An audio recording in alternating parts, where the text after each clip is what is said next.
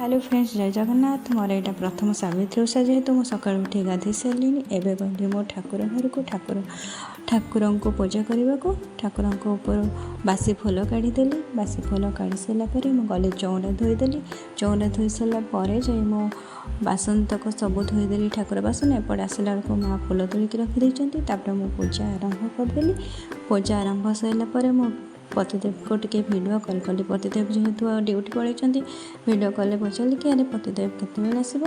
पतिदेव कहते मुझे टिके पर जाए पहुँची से टाइम मुझे मेकअप नहीं गली। मेकअप नवा टाइम ही मो पतिदेव आज पलि आसिले। गेट खोलिली। गेट खोल स्माइल देदेले। पतिदेव कहला ठीक अच्छे। मुझे कहली ठीक अच्छे, चल ऊपर को चल, मुझे पूजा थाली धरी आसीगली पूजा करने को। जेहेतु आज सावित्री ओषा तो पूजा सरला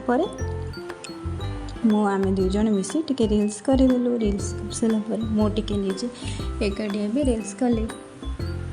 तापर एपटे आसी सावित्री व्रत भांगुंट और सावित्री को जोरे भोक। सावित्री ये मोर सावित्री ओषा शेष। टाटा।